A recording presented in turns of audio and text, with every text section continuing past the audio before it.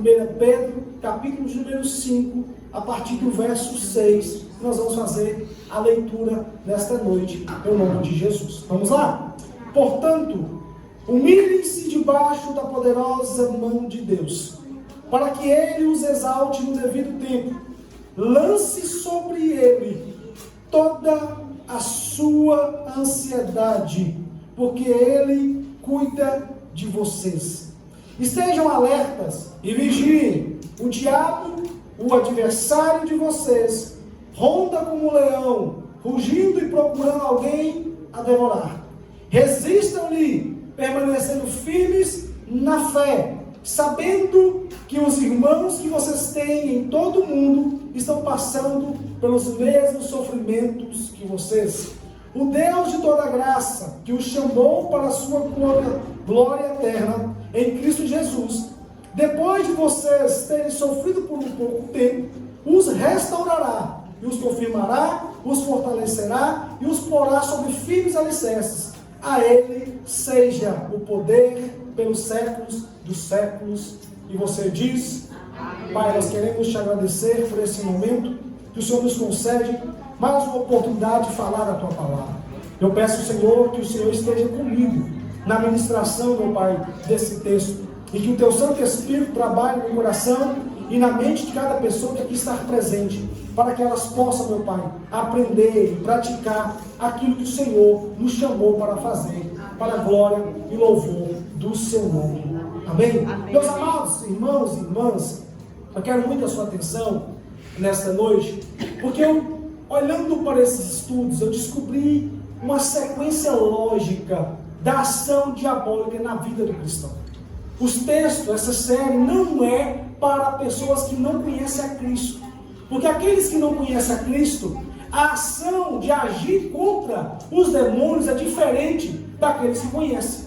Aqueles que não conhecem a Cristo, que estão debaixo de uma possessão, debaixo de uma orientação diabólica, o Evangelho nos ensina a dar ordem aos espíritos malignos, a expulsá-los, a mandar embora. Aqueles que não estão, que não conhecem a Cristo, que não pertencem a esse povo que vai morar com Cristo na eternidade, os livros dos Evangelhos dizem: olha, dê ordem aos espíritos malignos, eu vos dei poder para pisar em serpentes, escorpiões, olha, vocês darão ordens em nome de Jesus, os espíritos malignos vão embora, as doenças serão curadas, olha, as portas do inferno não vai prevalecer contra a igreja, e a visão é a igreja triunfante, a igreja agindo, ela avança contra aqueles que não conhecem a Cristo, levando o Evangelho da salvação, e Satanás tem que recuar, porque o texto diz para nós: olha, Satanás não pode, as portas do inferno não aguentam, porque quando a igreja começa a triunfar, levando o Evangelho, Satanás tem que liberar, tem que soltar as almas, e o reino de Deus prosperará no meio do reino das trevas.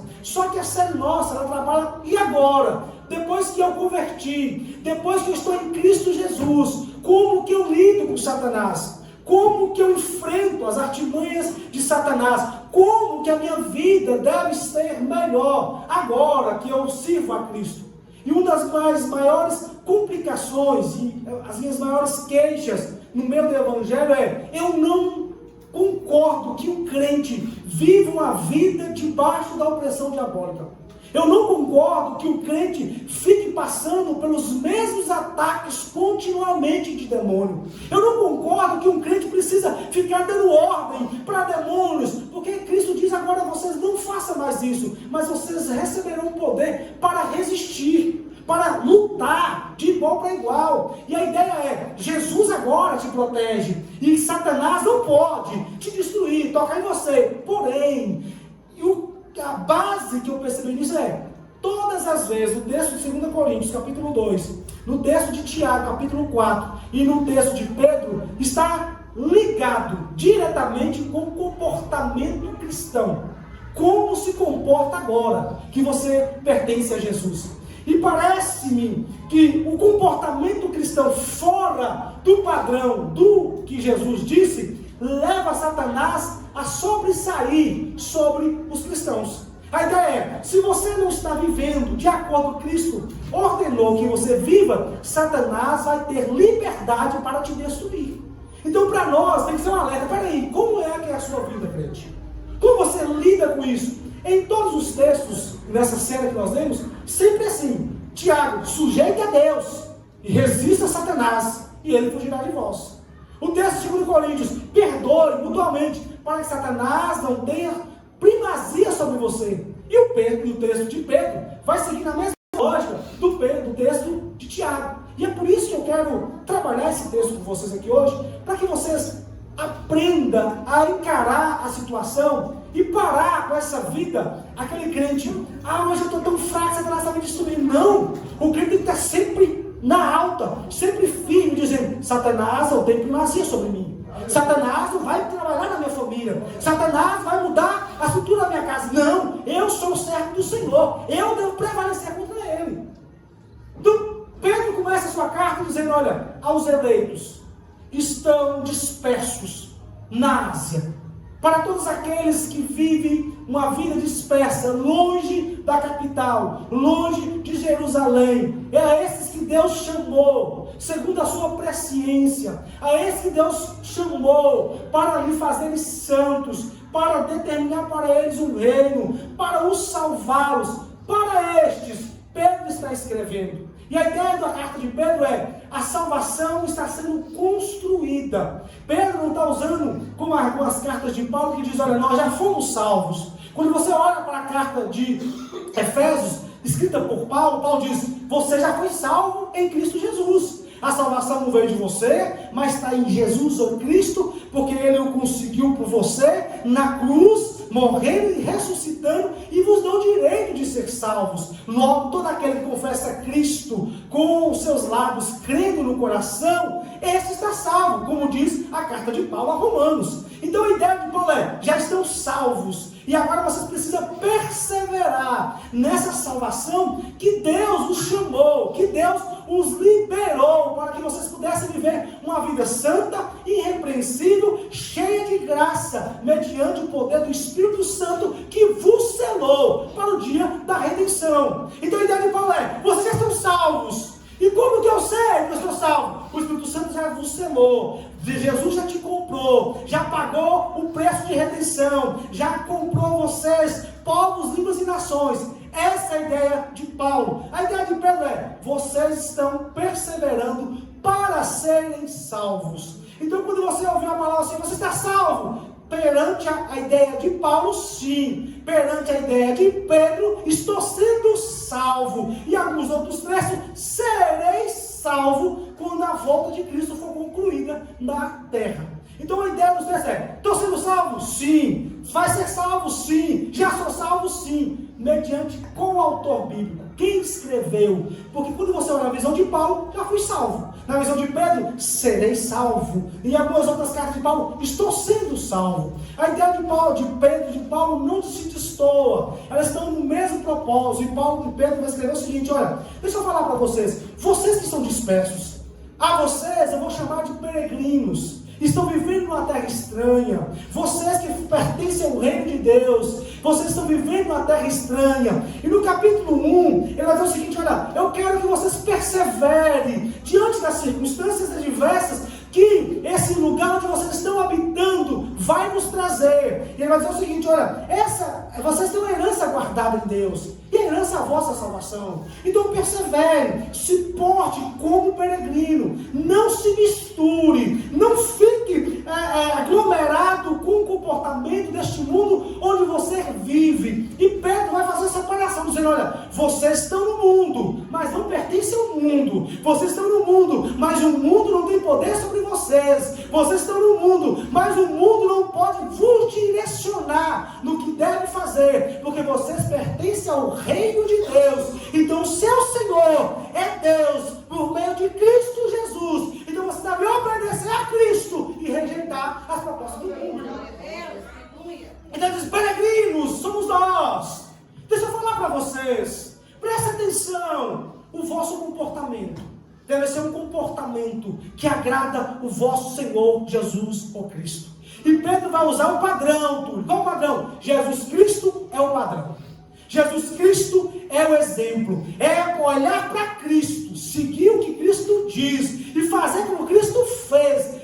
Esse é o padrão. O seu padrão de vida não é um influencer digital. O seu padrão de vida não é um pastor de igreja. O seu padrão de vida não é Beltrano, Ciclano ou sei lá das quantas. O seu padrão de vida deve ser continuamente Jesus Cristo de Nazaré. Porque foi Ele que morreu, ressuscitou e te prometeu um reino. E Ele é fiel para cumprir aquilo que Ele te prometeu. O padrão é Cristo, meu amado. É sobre Jesus, é para Ele, Ele que é o padrão. Então Pedro disse, olha, eu quero que vocês, no meio das tribulações, das situações adversas, perseverem, não retrocedendo. Olhe para Jesus, que também sofreu, mas não arredou o pé. Olhe para Jesus, que também passou por agonias, por provações, por humilhações, por desprezo, mas não negou aquilo que Ele veio fazer nessa terra, que foi salvar os pecadores arrependidos da sua condenação ao fogo eterno. Olha, ele está dizendo assim, olha, eu quero te chamar para olhar para isso aqui. Qual é o seu propósito? O meu propósito é ser crente. O meu propósito é ouvir e praticar a palavra, viver na vontade de Deus. Então, siga esse propósito. Não se misture com esse povo. E ele vai dizer o seguinte, olha, vocês, capítulo 2, versículo 11, diz, estrangeiros e peregrinos no mundo, vocês devem se abster dos desejos carnais e guerrear contra vocês. Tenham uma conduta correta entre os pagãos, para que mesmo que eles os acusem de praticar o mal, observem as boas obras que vocês praticam e glorifiquem a Deus no dia da intervenção dele. Mas você olha, você vai habitar no meio de pessoas não cristãs? Continue sendo cristão. Não se molde para agradar ninguém. Se eles te acusarem, se eles te desprezarem, continue sendo cristão. Não deixe esse povo interferir na sua conduta, na sua vida. Continua sendo crente. Não arrede o pé. E aí ele vai dizer o seguinte, olha, lembre de uma coisa, Jesus Cristo está olhando para isso. Vocês vão enfrentar essa situação. Capítulo 3, até o capítulo 4, ele começa a falar sobre a conduta, ou um código familiar. E ele vai usar a expressão, olha, as mulheres, eu quero que as mulheres vivem uma vida sujeita aos vossos maridos. Que as mulheres vivam de tal forma que possa ganhar os seus maridos, não por palavras, mas por atitudes.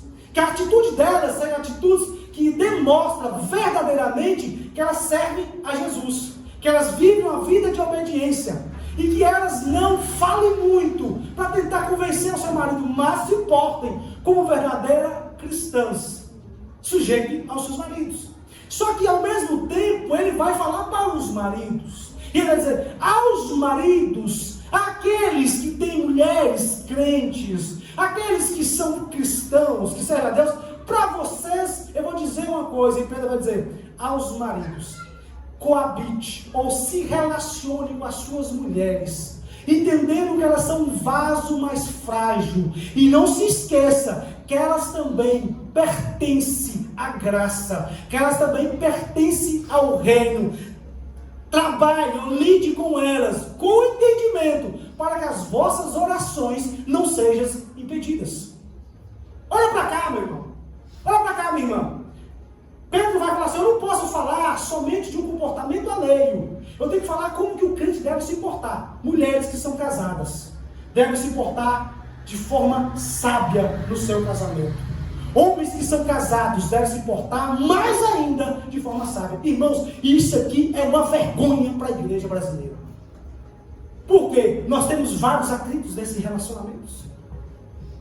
Primeiro, dificilmente o homem é tão sábio para entender que a mulher é frágil. E às vezes o homem acha que é somente ele que é pertencente à graça. E ele quer tratar a mulher com humilhação. E Pedro está dizendo, Jesus está de olho. Jesus está vendo. Trate ela como um vaso mais frágil. Outra, não pense que ela está avessa à graça manifestada. Elas também pertencem à graça. E outra, se você não souber tratar sua mulher com entendimento, Charlene, vocês vão ter um grande problema. Qual o problema? As suas orações serão impedidas. Meus amados, isso aqui é muito sério. Até para orar, quer dizer, a oração sua só tem funcionalidade quando você entende o que a graça manifestada de Cristo Jesus na sua vida pode fazer. Então saiba lidar, relacionar de forma sábia. Saiba se portar de forma sábia com o povo.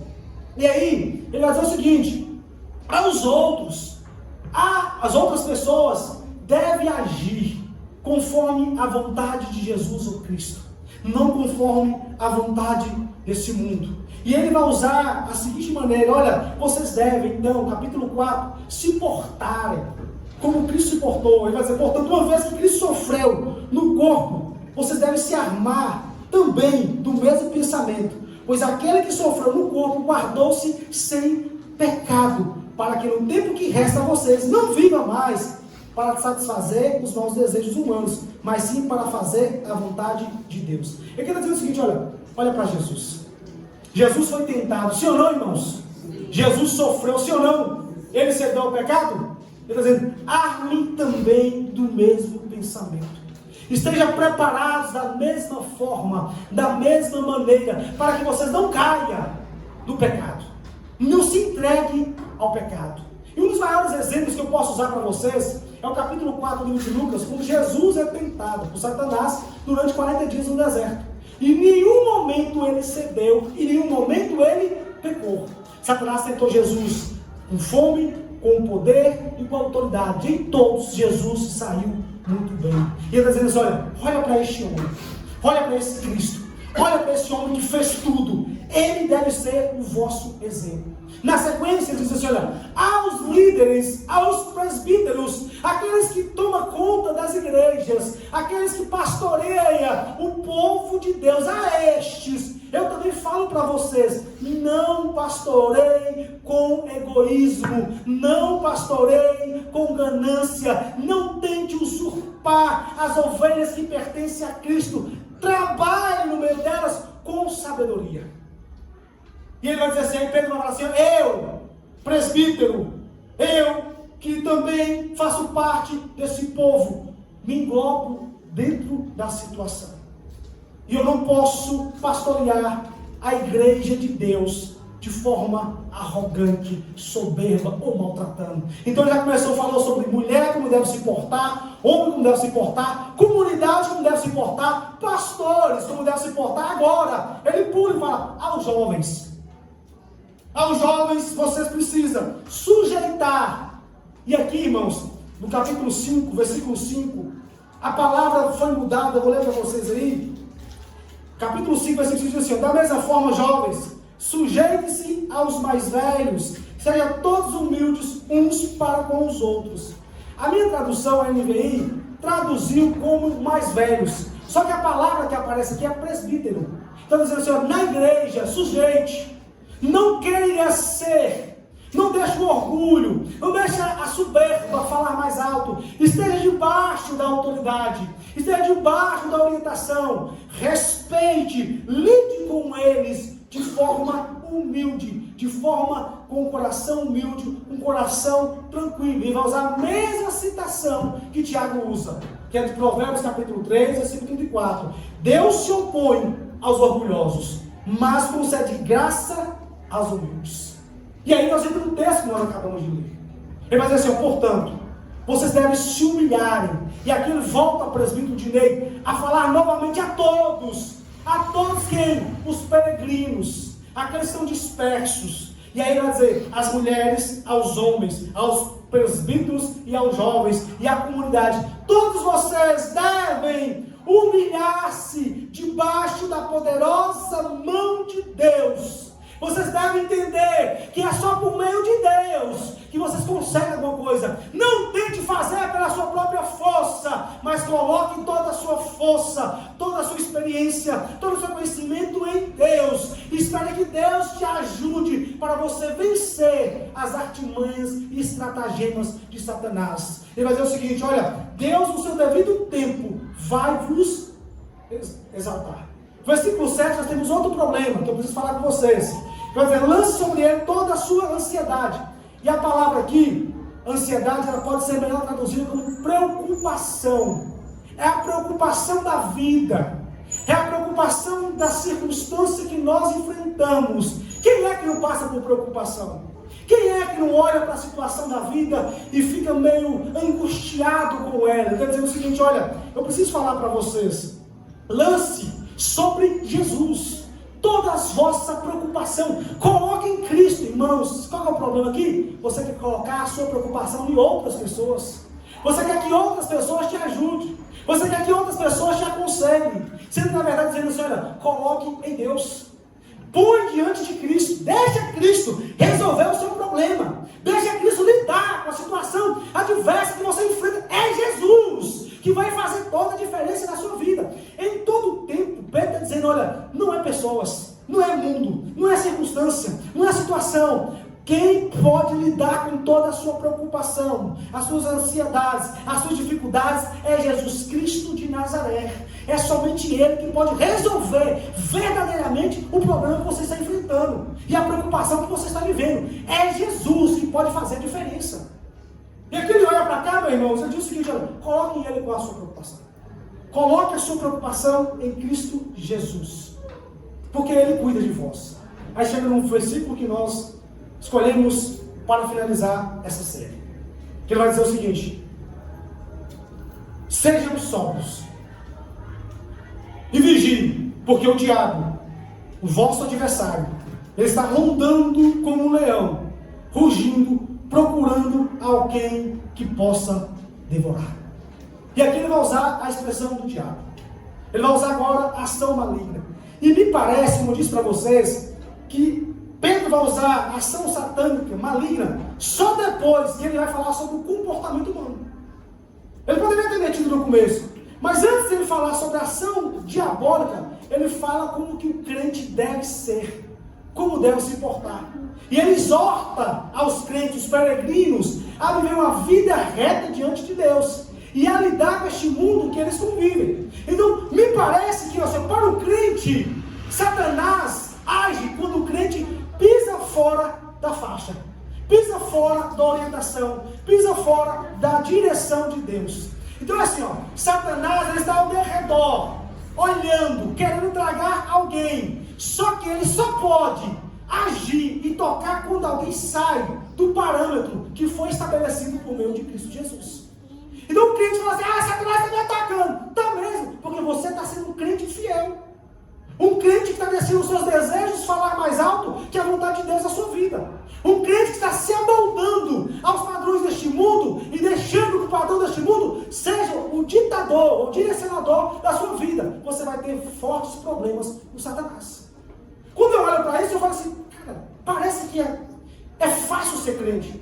Porque se você é cristão, irmão, você deve viver segundo o padrão que a palavra de Deus nos orientou. Quer dar um exemplo aqui? Eu sou crente, mas eu adulterei. Vou ter consequências, Satanás vai tocar em mim. Eu sou crente, mas eu vivo mentindo. Vou ter problema. Eu sou crente, mas eu roubo. Eu sou crente, mas eu sou uma pessoa que difamo, que eu calunio, que falo falso. Aí fala, mas Satanás está me atacando. E a ideia de Pedro é, vocês têm que se consertar. Vocês têm que viver uma vida como representantes legais de Jesus. Não uma vida bagunçada. Meu irmão, isso aqui é uma vergonha para a igreja brasileira. O que é de crente que vive uma vida não cristã? Eu conversava com o presidente de Ney, o mestre João, acho que foi ontem. Por que nós lidamos com isso? O que é de pessoas que se intitulam crentes, e quando eu falo crente, eu falo evangélicos, que vivem uma vida totalmente estranha, alheia à palavra de Deus, não está escrito. E eu fico olhando desesperado, peraí, como que você pode se titular crente, se você vive uma vida igualzinho o pessoal aí de fora? Eu sou crente, mas vive mentindo. Eu sou crente, mas vive roubando. Eu sou crente, mas vive adulterando. Eu sou crente, mas vive de mal, desprezando, humilhando. Qual é a evidência de cristão?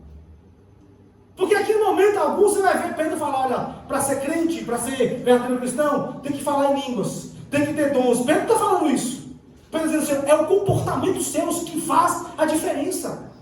É as paixões freadas suas. É os desejos freados. É nisso aí que Satanás está de olho. Então assim, olha, sejam sóbrios. E aqui eu vou dizer o seguinte, tenham a mente, não a mente desequilibrada, vou usar a expressão dessa forma. Não tenham a mente desequilibrada, mas tenham a mente equilibrada. Tenha sobriedade nas suas atitudes, na sua forma de viver, na sua forma de agir. Seja sóbrio, porque essa expressão, essa sobriedade, nós podemos usar como também, ao contrário dela, embriagados. E eu não estou falando de embriaguez alcoólica, não. Estou falando de embriaguez de pensamentos, de desejos, que é contrário à sobriedade.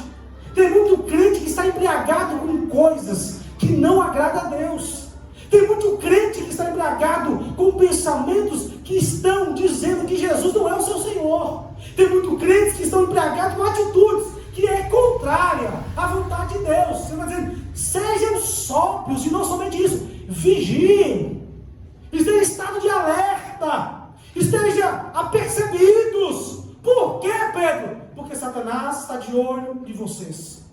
Satanás está vos rodeando. E ele vai usar a metáfora do leão que caça aqui, irmãos. Quando você olha para o capítulo 5, como eu disse para vocês, que ele começa a exortação aos presbíteros, aqueles da igreja, ele está dizendo um rebanho que se distancia do seu pastor. Pessoas que distanciam dos propósitos de Jesus. E aqui o subpastor que está usando é Jesus. Ele está dizendo, olha, fiquem sóbrios, estejam em equilíbrio e não distanciem daquilo que Cristo propôs para vocês. Porque Satanás está de olho em vocês. E quando você vai olhar a metáfora do leão que ruge diante da presa, você pode colocar nessas séries que falam sobre animais. Você vai ver, meu amado, que todo leão ele fica observando a sua caça no meio daquele grupo, qual é o mais frágil, qual é o doente e qual é o mais debilitado. E ele ataca. E quem sempre sobra? O mais frágil, o debilitado ou o doente. É o que vai devorar. O leão nunca vai pegar um gnu forte. Não pega, ele pega um gnu doente. Então o crente tem que se posicionar. Ter sobriedade nas suas atitudes. Ter sobriedade no seu comportamento. Saber lidar com um comportamento cristão para que você não seja uma bandeja propícia para ser atacado por Satanás. Então diz assim, olha, manda Satanás embora. Ele não falou isso.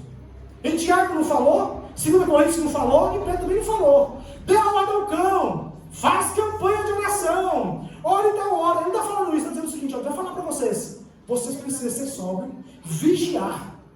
Mas antes de tudo isso aqui, ele fala do comportamento.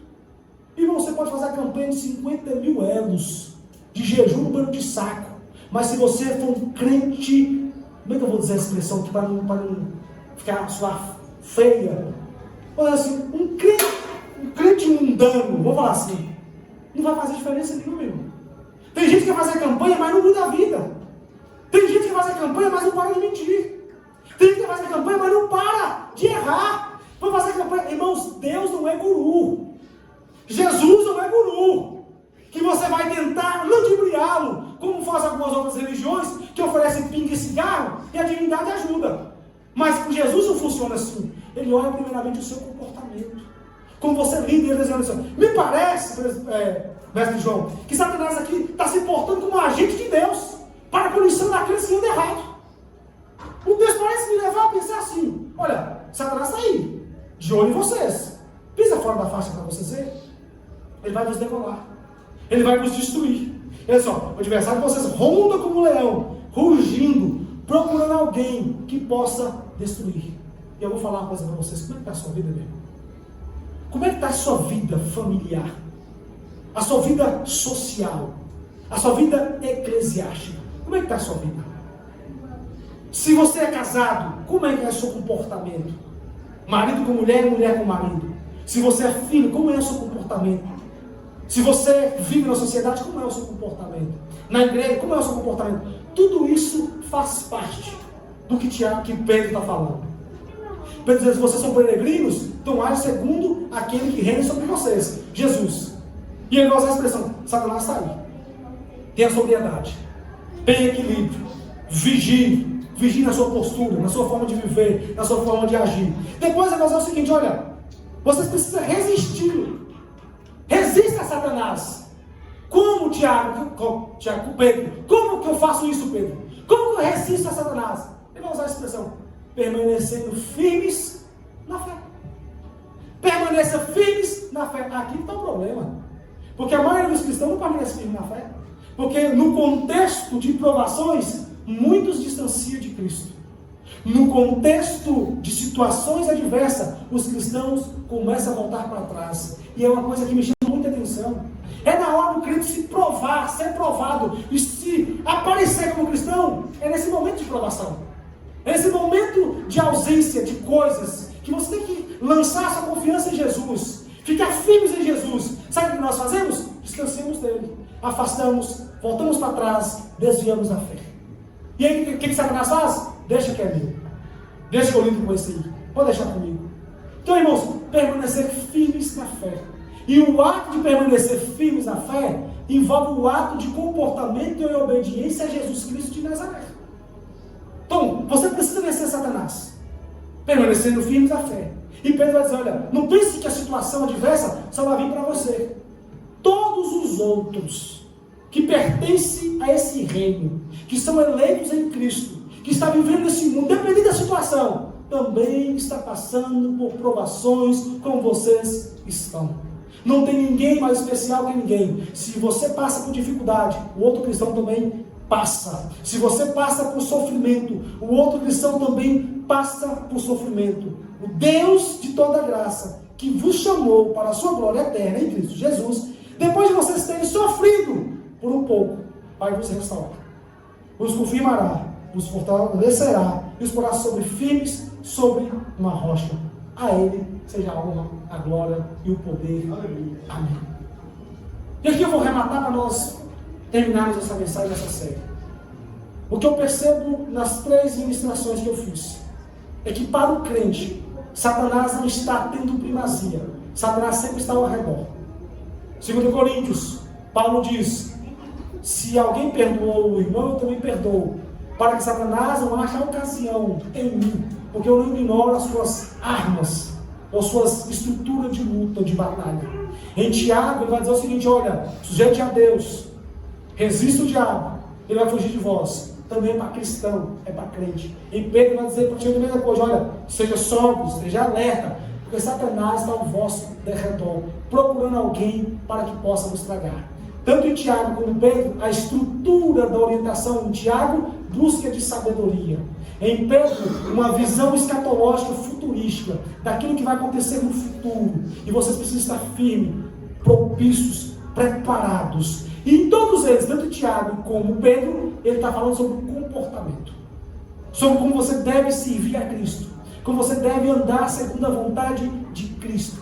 E aqui, meus amados e amadas, para me finalizar, deixa eu te falar uma coisa.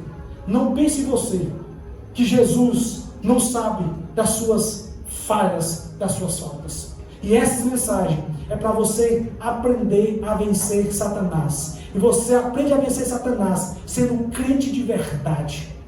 Porque não tem como, isso aqui a gente conversa direto, não tem como Satanás tocar no crente que Jesus protege. Deus guarda, vai estar dizendo, olha, a alerta está aí. Quando você começa a fazer aquilo que o mundo está fazendo, ele está ao seu lado. Então eu chego a seguinte conclusão. Parece que tanto Tiago como Pedro está dizendo que Satanás é um dos agentes, Satanás é um agente de Jesus para punir o cristão que está andando de forma errônea. Então nós temos que vencer. Primeiro, sujeitando a Deus com humildade, com coração puro, obedecendo a Deus as suas palavras, rejeitando as propostas do mundo, se entregando a Deus com sabedoria, permanecendo firmes na fé e resistindo ao maligno. Você pode ter certeza, quem falou isso aqui foi o apóstolo Pedro, através da inspiração de Cristo, que Satanás vai fugir de nós. Ele não terá poder ou primazia sobre nós, quando nós formos verdadeiramente cristãos de verdade em Cristo Jesus. Amém? A paz do Senhor Jesus.